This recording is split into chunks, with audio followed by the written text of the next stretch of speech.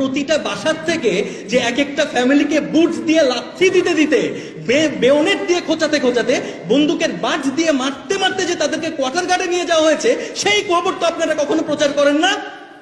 কারা নিয়েছে সেটা? ইন্ডিয়ানরা নিয়েছে নাকি শেখ হাসিনা নিজে এসে নিয়েছিল? বলা হচ্ছে যে যারা কিনা মৃত্যুদণ্ড প্রাপ্ত আসামি এবং যাবজ্জীবন প্রাপ্ত আসামি তাদেরকেও ছেড়ে দিতে হবে। এটা কি ধরনের কথা?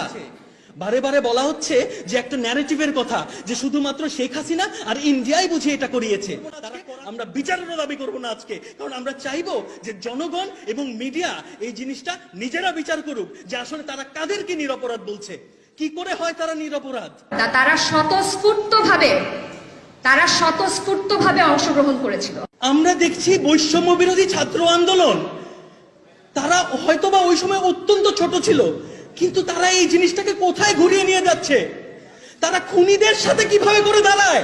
এবং আমার ভয় হয় যে কবে জানি মিডিয়াতে আমি দেখব, আমার ভয় হয় যে কবে জানি আমি মিডিয়াতে দেখব যে হায়দার হোসেনের আমি চিৎকার করে কাঁদিতে চাহিয়া করিতে পারিনি চিৎকার গানটা তখন বাজানো হচ্ছে যখন কিনা নিরপরাধ বলে বিডিআর সদস্যদেরকে জেল থেকে বের করা হচ্ছে। কারণ খুব দুঃখ সহকারে আমরা দেখছি যে তারা যখন জেল থেকে বের হচ্ছে তখন আপনারা পেছনে খুব দুঃখজনক ব্যাকগ্রাউন্ড মিউজিক দিয়ে তাদেরকে হাইলাইট করা হচ্ছে। কি কারণে মনে হলো আপনাদেরকে যে আপনাদের মনে হলো যে তারা নিরপরাধ? আমাকে বলেন কিভাবে করে তারা নিরপরাধ হয়?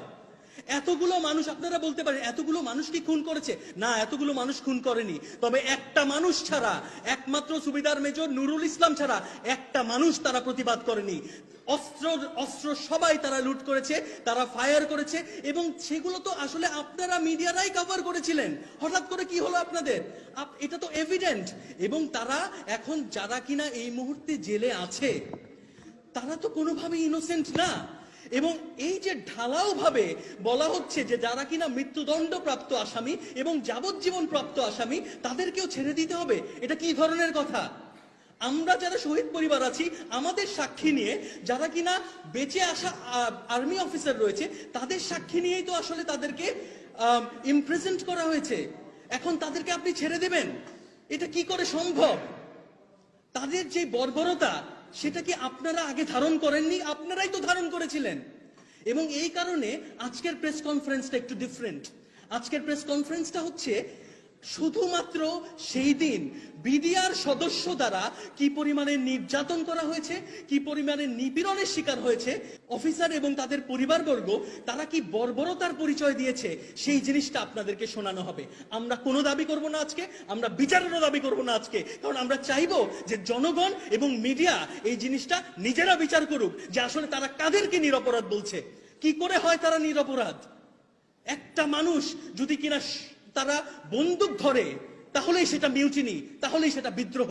এবং শুধু যদি বিদ্রোহ হতো, শুধু যদি এমনটা হতো যে তারা 7 বছর জেল খেটেছে, তা তো না। তারা খুন করেছে, তারা হত্যা করেছে। বারে বারে বলা হচ্ছে যে একটা ন্যারেটিভের কথা যে শুধুমাত্র শেখ হাসিনা আর ইন্ডিয়াই বুঝে এটা করিয়েছে, কিন্তু এটা করেছে কারা তাদেরকে আপনারা বের করে দিবেন? এটা কি সম্ভব? যার কারণে আমি একে একে প্রথমে শহীদ পরিবার এবং পরবর্তীতে সেনা অফিসার যারা বেঁচে ফিরে এসছে তাদেরকে আমি ডাকবো। এবং কেউ বিচারের দাবি করবে না।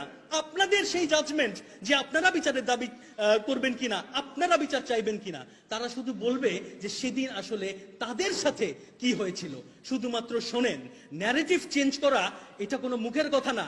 এত বড় খুন, এত বড় হত্যা হওয়ার পরে ন্যারেটিভ চেঞ্জ করে ফেলবেন, সেটা আমরা বেঁচে থাকতে মেনে নেব না। একটা পরিবারকে যখন কিনা তাদের বাড়ির যে কর্তা তাকে হত্যা করা হচ্ছিল তখন প্রতিটা বাসার থেকে যে এক একটা ফ্যামিলিকে বুটস দিয়ে লাথি দিতে দিতে বেয়নেট দিয়ে খোঁচাতে খোঁচাতে বন্দুকের বাজ দিয়ে মারতে মারতে যে তাদেরকে কোয়ার্টার গার্ডে নিয়ে যাওয়া হয়েছে সেই খবর তো আপনারা কখনো প্রচার করেন না।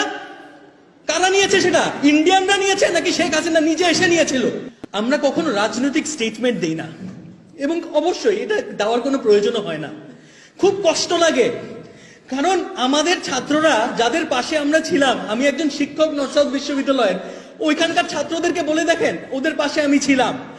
আমাদের একজন শহীদ পরিবারের একজন শহীদ অফিসার লেফটেন্যান্ট কর্নেল রবি, তার ছেলে এই অভ্যুত্থানে গুলি খেয়েছে। এবং এখানে আমরা দেখছি বৈষম্য বিরোধী ছাত্র আন্দোলন, তারা হয়তোবা ওই সময় অত্যন্ত ছোট ছিল, কিন্তু তারা এই জিনিসটাকে কোথায় ঘুরিয়ে নিয়ে যাচ্ছে? তারা খুনিদের সাথে কিভাবে করে দাঁড়ায়?